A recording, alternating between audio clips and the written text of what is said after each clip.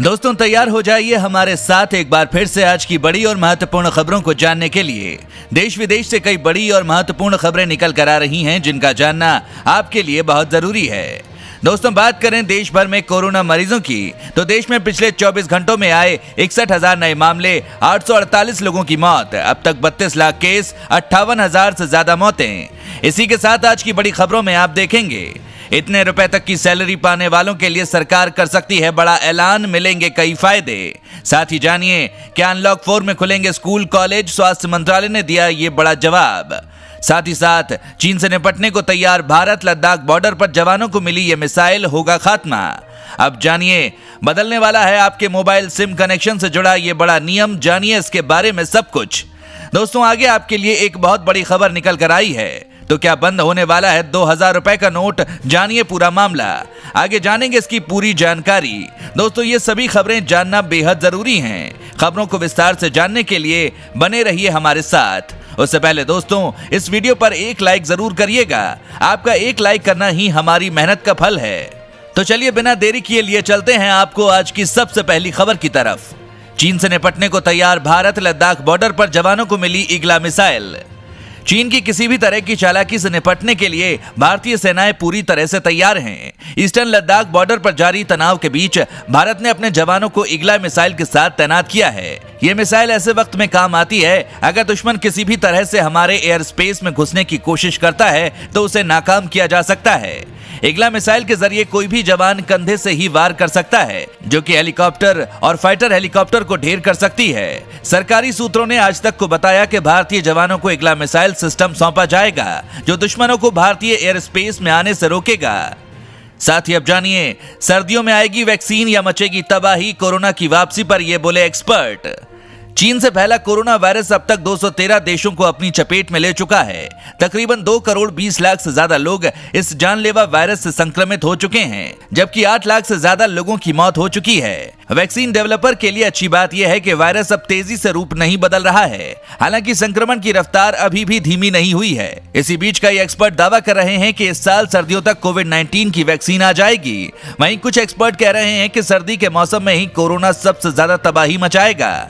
वैज्ञानिकों का कहना है कि सर्दियों में आने वाली कोरोना की दूसरी लहर पहली वाली से भी ज्यादा खतरनाक हो सकती है। हमें यह देखना होगा कि ठंडे या कम तापमान में वायरस कैसा व्यवहार करेगा। साथ ही अब जानिए क्या अनलॉक 4 में खुलेंगे स्कूल कॉलेज, स्वास्थ्य मंत्रालय ने दिया ये जवाब। 1 सितंबर से देश में अनलॉक 4 की शुरुआत हो रही है। ऐसे में सबकी नजर स्कूल और कॉलेज खोलने को लेकर सरकार के फैसले पर है। गृह मंत्रालय की ओर से जारी होने वाली गाइडलाइन से पहले स्वास्थ्य मंत्रालय ने मंगलवार को साफ कर दिया है कि सरकार की ओर से स्कूल और कॉलेज खोलने को लेकर कोई निर्देश नहीं है। स्वास्थ्य मंत्रालय के सचिव राजेश भूषण ने कहा है कि अनलॉक को लेकर गृह मंत्रालय की ओर से जारी गाइडलाइंस में स्कूल और कॉलेज के खोलने से संबंधित कोई निर्देश नहीं है। देश में जो भी गतिविधियां खोली जा रही हैं उसके लिए स्वास्थ्य मंत्रालय एसओपी जारी करती है। जब भी स्कूल और कॉलेज खोलने का निर्णय होगा तो वो एसओपी प्रभाव में आएगा और उसको लागू किया जाना होगा। दोस्तों इस चैनल पर हम आपको देश और दुनिया भर की सभी ताजा खबरों को सबसे पहले लेकर आते हैं। अगर आप भी चाहते हैं कि दुनिया भर की खबरें आपके पास सबसे पहले पहुंचें, तो चैनल को बिना भूले नीचे दिए गए लाल बटन को दबाकर सब्सक्राइब जरूर कर दें और बेल आइकन को भी जरूर दबाएं। साथ ही अब जानिए कोविड-19 वैक्सीन को लेकर रूस ने किया भारत से संपर्क, साझेदारी में कर सकता है उत्पादन।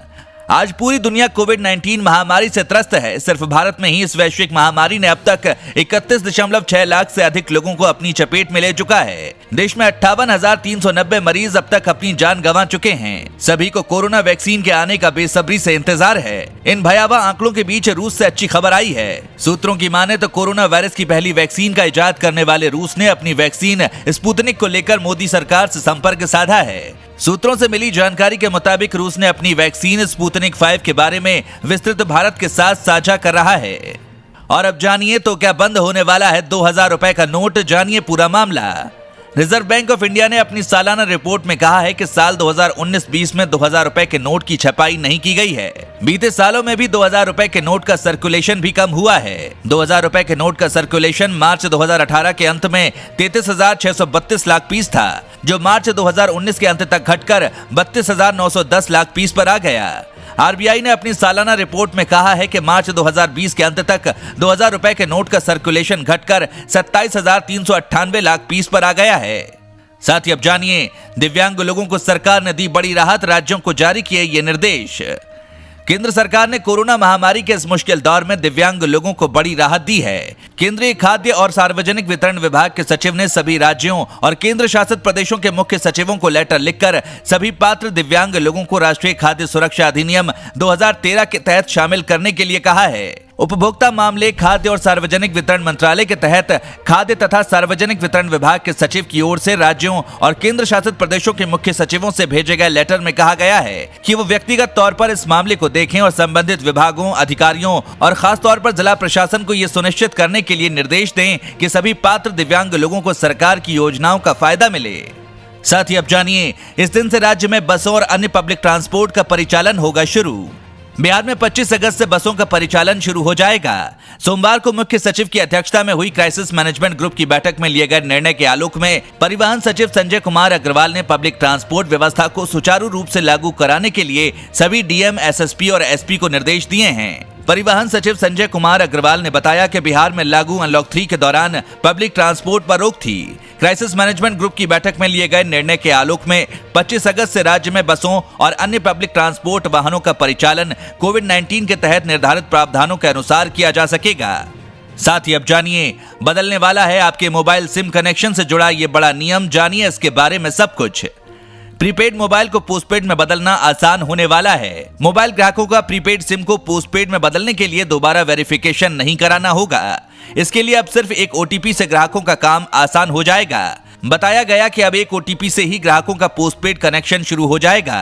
दूरसंचार विभाग जल्द ही इसके लिए गाइडलाइन जारी कर सकता है। बताया गया कि पोस्टपेड में बदलने के लिए ग्राहकों को दोबारा आवेदन फॉर्म नहीं भरने की जरूरत होगी, यानी कि ग्राहकों को रीवेरिफिकेशन की प्रक्रिया से नहीं गुजरना होगा और ग्राहक के मोबाइल पर ओटीपी से ही वेरिफिकेशन हो जाएगा। इसके अलावा बिलिंग के लिए ग्राहक अपना एड्रेस प्रूफ कंपनी की वेबसाइट पर अपलोड कर सकते हैं। साथ ही अब जानिए किसानों के लिए बड़ी खबर, अब खेती के लिए मिलेगा 0% ब्याज पर 3 लाख रुपए का लोन। किसानों को आत्मनिर्भर बनाने और 2022 तक उनकी आय दोगुनी करने के लिए बड़ा दांव चला है।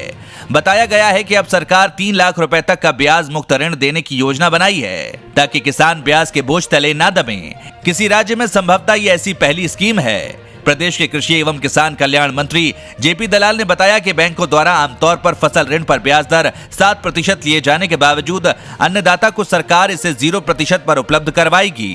किसान फसली ऋण आड़ती की बजाय बैंकों से सीधा लें, इसके लिए एक आपदा फंड की योजना तैयार करने पर विचार चल रहा है। दोस्तों इस वीडियो को देखते रहिए क्योंकि आगे आप देखेंगे 5,000 रुपए पेंशन वाली इस सरकारी स्कीम में मिलेगा लाभ, जाने इसके फायदे। अब जानिए 30,000 रुपए तक की सैलरी पाने वालों के लिए सरकार कर सकती है बड़ा ऐलान, मिलेंगे कई फायदे। केंद्र की नरेंद्र मोदी सरकार नौकरी पेशा लोगों के लिए बड़े ऐलान करने की तैयारी में है। सीएनबीसी आवाज को सूत्रों से मिली जानकारी के मुताबिक जल्द 21,000 रुपए से ज्यादा सैलरी होने पर भी ईएसआईसी का फायदा मिल सकेगा।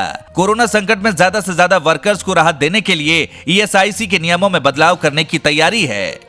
इसी के तहत मेडिकल और आर्थिक मदद के लिए नियम बदल जाएंगे। इसके लिए रखे गए प्रस्ताव के मुताबिक 21,000 से ज्यादा सैलरी होने पर भी ये सुविधाएं मिलेंगी। सूत्रों ने बताया कि 30,000 रुपए तक की सैलरी वालों को भी ईएसआईसी का फायदा मिलेगा। साथ ही अब जानिए पशु किसान क्रेडिट कार्ड योजना में 4.5 लाख पशुपालकों ने किया आवेदन, जानिए किसे मिलेगा लाभ। देश में पहली बार शुरू की गई पशु किसान क्रेडिट कार्ड योजना में अब तक 4.5 लाख पशुपालक किसानों ने आवेदन किया है। बताया गया है कि बैंकों ने आवेदकों का सिविल रिकॉर्ड चेक करना शुरू कर दिया है। 15 अगस्त तक 26,000 कार्ड स्वीकृत हो गए हैं। पशुपालन के जरिए किसानों की आय बढ़ाने के लिए ये स्कीम हरियाणा सरकार ने शुरू की है।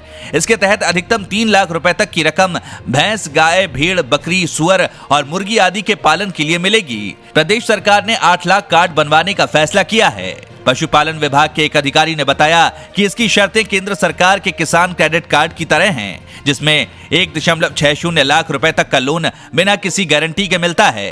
हरियाणा में लगभग 16 लाख परिवार ऐसे हैं जिनके पास 36 लाख दुधारू पशु हैं। प्रति व्यक्ति दूध की उपलब्धता 1087 ग्राम है। इस मामले में ये दूसरे नंबर पर है। पहले नंबर पर आने के लिए संघर्ष कर रहा है।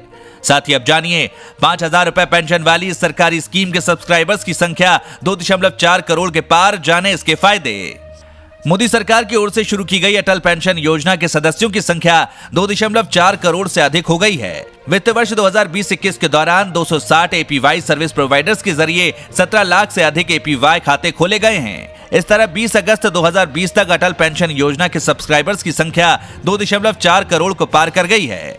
अटल पेंशन योजना के तहत सिर्फ जीते जी ही नहीं बल्कि मौत के बाद भी परिवार को मदद मिलती रहती है। इस योजना के तहत सब्सक्राइबर को अपने योगदान के आधार पर 60 साल की आयु से न्यूनतम 1,000 रुपए से 5,000 रुपए तक प्रत्येक महीने पेंशन मिलती है। साथ ही अब जानिए, दुनिया में कोरोना वायरस का पहली बार सामने आया ऐसा मामला, बढ़ी चिंता।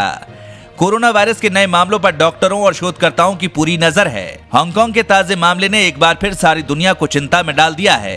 अप्रैल के महीने में कोरोना से ठीक हो चुका एक व्यक्ति फिर से संक्रमित पाया गया है। वैज्ञानिकों का कहना है कि कई महीनों बाद फिर से संक्रमित होने का ये पहला मामला सामने आया है। 33 साल के इस व्यक्ति को एयरपोर्ट स्क्रीनिंग से पता चला कि वो फिर संक्रमित हो गया है। साथ ही साथ दिल्ली में कर पाएंगे अपना कारोबार, सरकार देगी ढेर सारी सहूलियतें। अगर आप दिल्ली में बिजनेस शुरू करना चाहते हैं तो दिल्ली सरकार आपके लिए अनूठा मौका लेकर आई है। इसके लिए दिल्ली सरकार ने राष्ट्रीय राजधानी के लिए एक विशेष स्टार्टअप पब्लिक पॉलिसी डोमेन में डाली है। इस स्टार्टअप पॉलिसी पर राज्य सरकार ने लोगों से सुझाव मांगे हैं। अगर नए बिजनेस शुरू करने हो तो इच्छुक व्यक्ति इस पॉलिसी पर अपने सुझाव दे सकते हैं। दिल्ली में स्टार्टअप की नई नीति के लिए सुझाव प्रक्रिया को शुरू किया गया है। स्टार्टअप के लिए दिल्ली को एक अग्रणी विकल्प के रूप में विकसित किया जाएगा। इसके लिए युवा उद्यमियों के साथ दिल्ली सरकार एक अहम बैठक भी कर चुकी है। दिल्ली सरकार जल्द ही स्टार्टअप नीति का मसौदा भी जारी करेगी। स्टार्टअप पॉलिसी पर आम जनता से इनपुट लेने के लिए एक ऑनलाइन फोरम शुरू किया जाएगा।